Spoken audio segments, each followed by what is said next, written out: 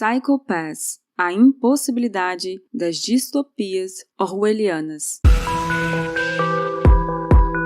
Este é o Visão Libertária, sua fonte de informações descentralizadas e distribuídas. Psycho-Pass é um anime de ficção científica publicado originalmente em 2012 pela TV Fuji. Sua primeira temporada foi aclamada pela crítica nos dois extremos do globo. Os pontos altos da obra são a relação dos protagonistas, a personalidade do vilão e a ambientação distópica, essa claramente influenciada por Blade Runner e Minority Report.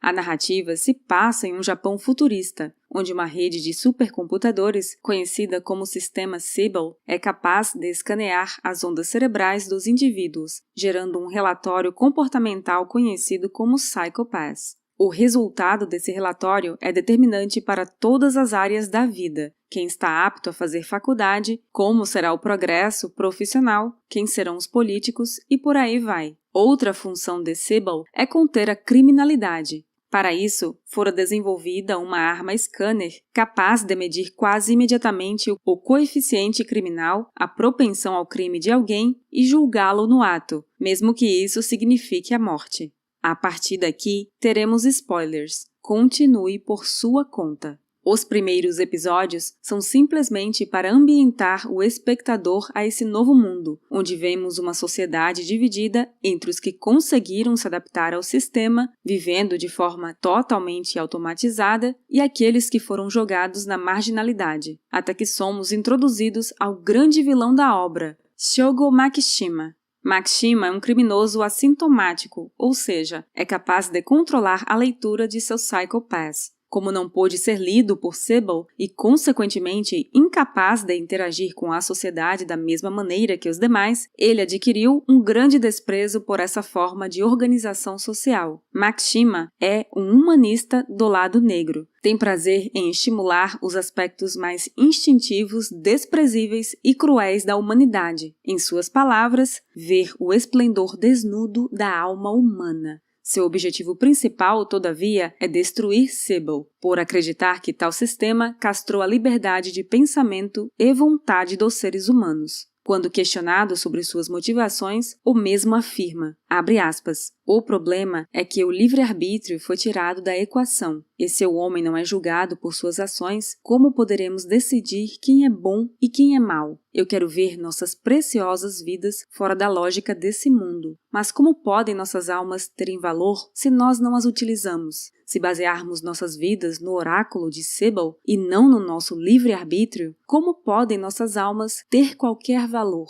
Fecha aspas. A obra é repleta de questionamentos morais e filosóficos sobre a natureza da justiça e validade das instituições. Os telespectadores mais atentos também encontrarão referência direta ao trabalho de Joseph Conrad, Blaise Pascal, George Orwell e Rousseau. Espero que esse pequeno resumo tenha acendido em você a vontade de ver o anime, mas, por incrível que pareça, esse não é o tema central do vídeo, e sim unicamente um gancho que veio muito a calhar com os recentes acontecimentos no Brasil e no mundo. 3 são as notícias mais quentes relacionadas ao tema. Primeiro, o ex-presidente Lula declarando que é preciso regulamentar meios de comunicação. Segundo, o FMI sugerindo que, devido aos desafios que as novas tecnologias representam aos bancos, se use o histórico de navegação e conduta de compras online como meio de avaliação de crédito. E terceiro, a crescente rede de vigilância chinesa sobre seus cidadãos, começando com o já conhecido Sistema de Crédito Social Chinês, passando para o projeto Olhos Afiados, Project Sharp Eyes, que usa algoritmos de reconhecimento facial para vigiar sua população, assim como as mais recentes leis de segurança de dados aprovadas no Congresso chinês, respectivamente, a nova Lei de Segurança de Dados e a Lei de Segurança de Dados Pessoais.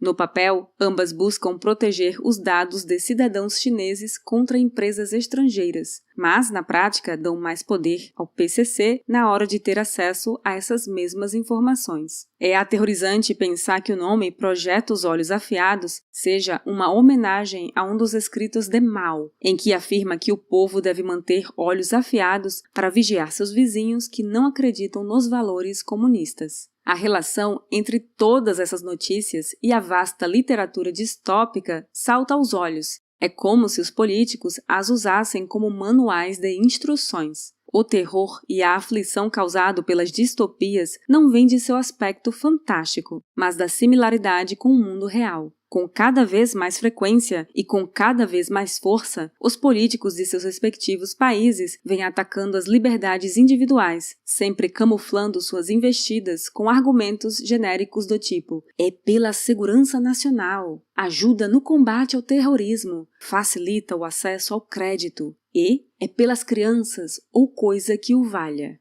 De início, nada é obrigatório, mas de pouco em pouco aquilo que parecia muito bom para ser verdade vai se provar exatamente isso. O Pix começa a ter limite de transferência para evitar fraudes. Os dados são compartilhados com o governo em nome da luta contra o terrorismo, e a vida se torna impossível sem nos sujeitarmos às regras do jogo. Como Friedrich Hayek afirmou, a liberdade não se perde de uma vez, mas em fatias, como se corta um salame. Será que não existe escapatória a esse futuro tenebroso, a essa distopia orwelliana? Só o tempo poderá dizer, mas há fortes indícios de que os sistemas descentralizados triunfarão sobre os centralizados, não pela vitória da filosofia libertária, mas pelo egoísmo individualista de cada um de nós. O argumento de que o egoísmo, tratado aqui como um elogio, vencerá as formas de controle pode ser dividido em duas partes. Primeiro, o evidente fato de que existe pouca concordância no mundo. As últimas décadas podem dar a falsa sensação de que a humanidade caminha continuamente para um estado de maior estabilidade, que o estilo de vida do Ocidente tinha triunfado e que a simples inércia levaria o restante do mundo para democracias capitalistas.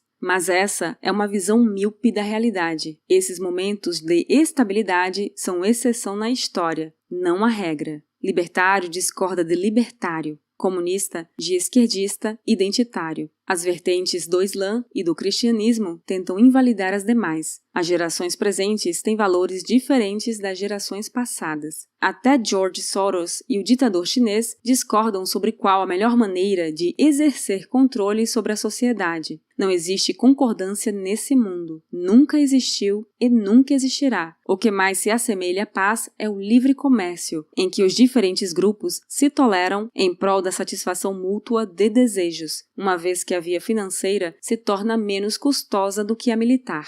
O segundo motivo é o egoísmo puro e simples. Cada um se move na esperança de que suas ações o levem a um estado de maior satisfação. Dizer que um mundo anárquico é inevitável é dizer que a satisfação das necessidades humanas se realizará através de mecanismos que fogem do poder controlador do Estado, desde coisas genéricas como a pirataria, passando pela educação digna de seus filhos e até todo um sistema monetário privado. A demanda por privacidade, por proteção contra o imposto inflacionário, por liberdade para usar a substância química que desejar, são demandas legítimas que serão atendidas por ofertantes, quer queira, quer não. Quando Felipe Neto, o novo rei dos baixinhos, investe em criptomoedas, ele o faz visando lucro, um estado de maior satisfação. Será que ele sabe que Satoshi era contra o salvamento dos bancos por parte do governo? Será que ele conhece o movimento cypherpunk ou sequer já leu o papel original? A verdade é que isso não faz a menor diferença. O movimento de esquerdistas, se entusiasmando com o Bitcoin, é motivado pelo aspecto econômico,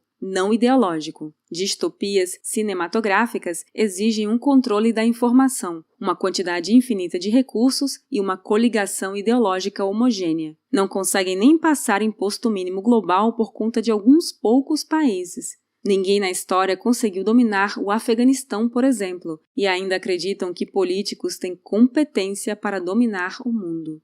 A instituição governo, de Roma à União Soviética, é uma máquina de cavar a própria cova, uma máquina de destruir riqueza, feita unicamente para parasitar os produtores. Mas, enquanto ela cria problemas, os empreendedores e os inventores vendem soluções. Foram as revoluções burguesas que suplantaram os regimes feudais. Foi o problema do cálculo econômico que colapsou a União Soviética, e será através do livre mercado que enfrentaremos distopias que tentam se erguer no horizonte, confiando na ineficiência dos sistemas hierárquicos e no infalível egoísmo pessoal. A liberdade vencerá pela conveniência, não pela força ou ideologia, e muito menos pela democracia. Obrigada por sua audiência! Este artigo foi sugerido e escrito por Lulúcio Convertido, revisado por Paulo Almeida e narrado por Baby Yoda. Se você gostou deste vídeo, deixe seu like e o compartilhe em sua rede social. Se você deseja acompanhar nosso conteúdo, inscreva-se no canal e clique no ícone de campainha. Até a próxima!